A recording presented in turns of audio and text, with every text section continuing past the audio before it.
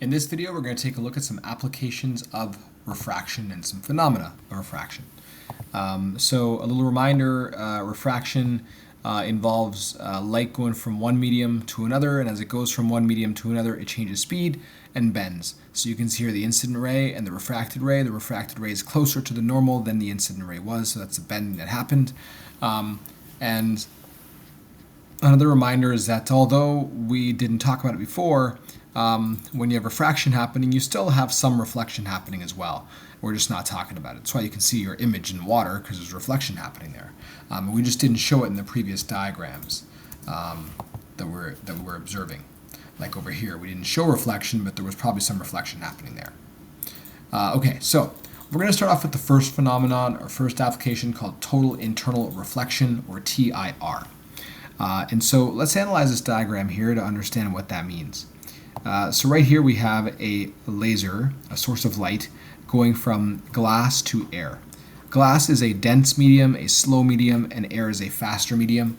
And so as we increase the angle of incidence here, you'll notice what's happening is that we have a refracted ray moving away from the normal.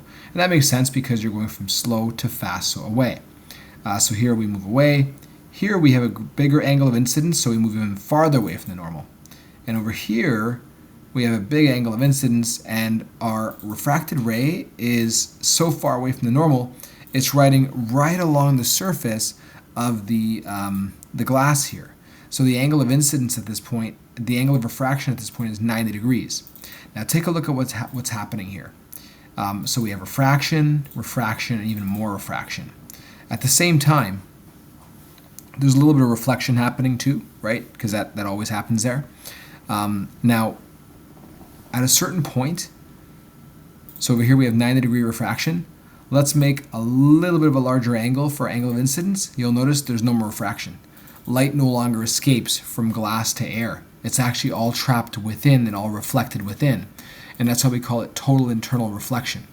It's when you have light going from one medium to another, but when you hit a certain angle or above a certain angle, the light doesn't leave the first medium, it stays trapped within it. And that's called total internal reflection. There's a few conditions needed for that to happen. The first is that your light has to be traveling from slow to fast medium.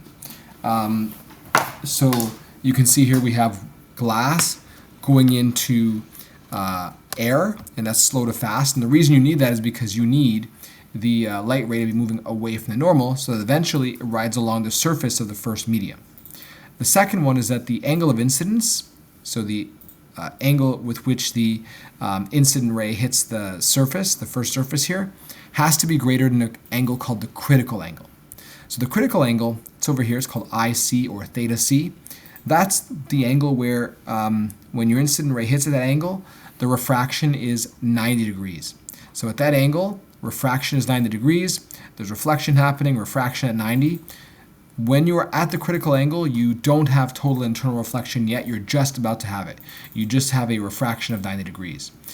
Once you're beyond the critical angle, so let's say the critical angle, and it depends on the substance. Critical angle really depends on what your substances are. But let's say your critical angle was 50. If your angle of incidence is 50, that means you're on the critical angle, then your refracted ray will be 90 degrees. Your angle of refraction is 90 degrees. And there's some refraction happening and reflection. But the moment you're beyond 50, like 50.5, 51, then, which is a critical angle, 50, then you're no longer leaving or refracting, you're all reflecting according to the law of reflection. So if it was 51 here, it's 51 here. And that's called total internal reflection. These two conditions must be met. If these two conditions are not met, then you will not have total internal reflection. And so you can see this over here is a light source hitting at the critical angle. How do I know that? How do I know that this angle of incidence is considered the critical angle in this situation? Because you can see the angle of refraction is 90 degrees. The moment I go a little bit beyond that critical angle, so let's say this was 50, and I went to 51, then it would all reflect and there'd be no more refraction at all.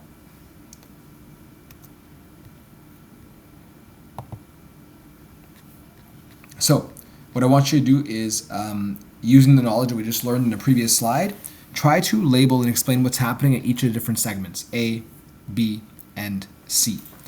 So you can pause the video and you can try it yourself and you can see if you can figure it out. You can check your work now.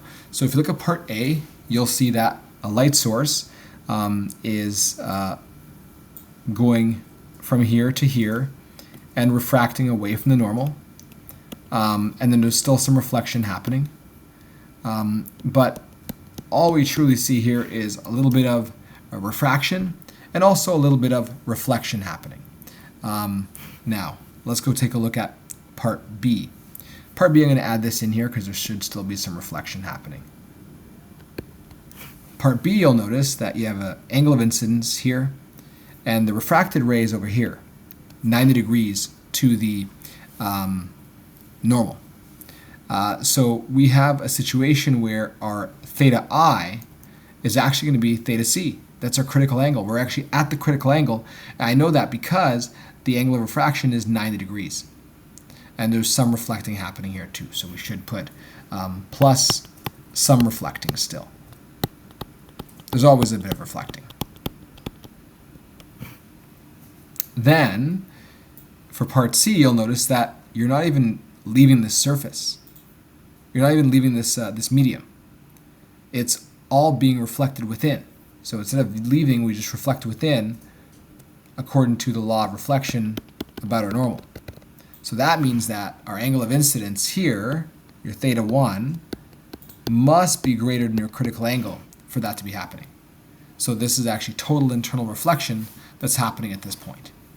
And so we just described the different phases that lead you to total internal reflection.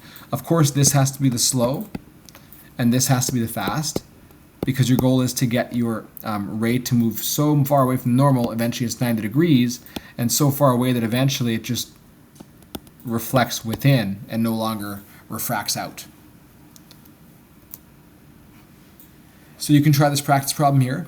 In which of the following is TIR possible? Explain. So pause, try it yourself. So let's analyze this. We know there's two conditions. We know the first condition is that you need SFA to happen. Slow to fast away from the normal. Second condition is that your theta I, theta 1 has to be greater than your critical angle. Let's go analyze this first condition here. Here we have the light ray moving away from the normal. So we know this is a slow to fast away from normal situation. So if you had an angle of incidence that was larger than the critical angle in this circumstance, yes, TIR could occur. It's not happening now, but it could occur. Let's take a look over here. Here we have air to glass, and we're moving towards the normal. So this is an FST situation. So there is no chance of total internal reflection happening in this circumstance because we're not moving away from the normal so we can reflect within. We're simply going towards the normal, and we'll just be along the normal here. So FST, there's no chance of total internal reflection happening there. So TR is possible in the diagram to the left, but not to the right. And the main reason is that SFA is happening there, but not here. All right, so why do we care about this idea of total internal reflection? Well, there's several important applications that come about due to total internal reflection. And we're going to study those applications. You should know them, and you should know how to illustrate them using ray diagrams. So the first application is the brilliance of diamond.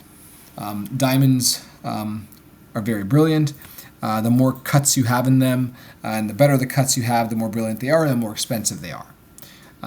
So if you take a look over here, the reason that a diamond is brilliant is because as you see light comes in here, it should go all the way through, but it doesn't. And that's because it's hitting at an angle beyond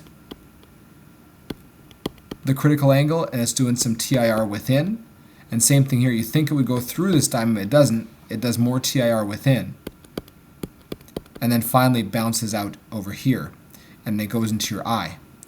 And so all these light rays that go in and then bounce back out, that's what makes the diamond appear to be very bright. And that's all because of total internal reflection. There's very small critical angles, so most light rays that come in will exceed the critical angle and therefore do total internal reflection to exit through the top. So if you have a very small critical angle, you're more likely to get total internal reflection. It's almost like saying if the pass rate is 5%, well, more students would pass a course.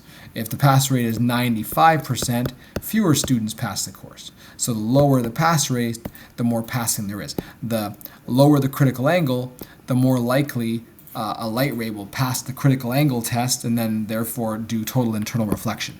So that's one of the applications of total internal reflection, brilliance of diamonds. Another application is fiber optics. Fiber optics is basically glass tubing where light can travel through it to deliver signals, like internet signals, for example, many other forms of telecommunication signals. Also in medical imaging, we'll talk about that later. But here you can see the fiber optics glass tubing. Light comes in, hits at an angle larger than the critical angle, reflects within, again hits larger than critical, and it just keeps doing that and keeps reflecting within until it goes from basically the light source to the area where we want to send a signal. And this is better than wires because they don't heat up, it doesn't catch fire, light travels a lot faster with less interference. So that's a very important application called fiber optics. We can also use it in medical imaging to do an endoscopy.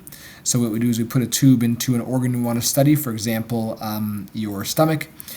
We send a light source in, and it does a bunch of total internal reflection until it gets to the organ, and then it goes back out another tube and into the eye of the observer, the person doing the medical imaging, or into a screen where we can take images. But the point is that this employs a similar technology to fiber optics, where light does total internal reflection until it gets to the organ to illuminate so you can see within it.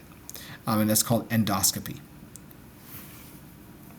And again, it's all because of very small critical angles, where most light that goes in, due to the shape, will actually be beyond the critical angle and do total internal reflection. So we're going to try this practice problem out over here. This is a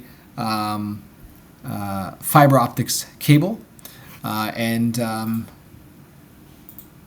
we're going to try to label which index of refraction is the higher one. So you'll see that there's several layers to the fiber optics. This region here is the region that light travels in. Then you have what's called a cladding and a coating. And so and you also have the core. The core is where light travels in. So what you're going to do is you're going to try to figure out the which index of refraction belongs to the core, this one or this one, and which index of refraction belongs to the cladding, this one or this one. So take a look at this. Light is coming in, and if it hits beyond the critical angle, it's doing total internal reflection, so it can travel through. But you'll know that that means that we're basically not leaving the core and going into the cladding. Normally we would go through the cladding and do some refraction, but total internal reflection is happening. So you can see total internal reflection happening here. So remember, your conditions for total internal reflection is that, first of all, the theta 1 must be greater than the critical angle, but also that you're moving from a slow to fast away from the normal situation. So if total internal reflection is happening here, this means that this must be a slow medium and thus must be a fast medium. So this must be the higher n and this must be the lower n. So that means that this would be the 1.62 and this would be the 1.52 over here. Let's see if we're right. We are. So this is using your knowledge of this index of refraction and this fiber optics to essentially explain or figure out how fiber optics works with the different materials that it's made out of. Another application of total internal reflection is binoculars. You can see here light from an object you're trying to observe comes in and then essentially totally internally reflects through a system of prisms until it gets to your eye and you can view what you're trying to observe. So the prisms kind of look like this here. Light comes in, there's a low critical angle, so it's usually larger than the critical angle, so it doesn't go out. And then we reflect within, and then finally we can go out over here. And that's sort of how these prisms are working inside these binoculars over here, using the concept of total internal reflection. And another application is simply rainbows. Now rainbows use a lot of different behaviors of light, but over here you can see white light from the sun, number one. It goes and encounters a raindrop, okay? Some of the light will reflect off the raindrop, that makes sense, but some will go through and bend. And so this part here represents a little bit of refraction happening. And as the light bends, this is white light, remember that, this is white light here. Different colors will sort of change speed compared to each other. And so what's going to happen is that those different colors are going to move a little bit away from each other. And so that's called dispersion. So because of the bending and the changing of speed, the different colors disperse, move away from each other a little bit. Now you would think that they would exit the raindrop here, but they don't. Instead, they reflect within. So they do some total internal reflection here, and they go this way, and then they can exit here. And as they exit, there's some more refraction that happens and some more dispersion that happens. And so now that they're fully separated like this, and due to the way it's bending, we can see a rainbow when this white light that was separated sees our eyes. So we saw many behaviors of light happen here with reflection, refraction, dispersion, allowing us to see how the rainbow forms. This is the demo you'll see in class. You can read about how the demo works here, or you can look up this demo online to see how it works. You should be able to explain what's happening here. So be sure to check with your peers to make sure you understand the concept behind this demo over here. To review and summarize, you should make sure that you include definition of refraction, why refraction occurs, illustrate how to calculate the index of refraction, summarize how to predict the paths, and explain various applications of refraction and total internal reflection. There's also many practice problems and worksheets that you can do to make sure you understand the concepts well.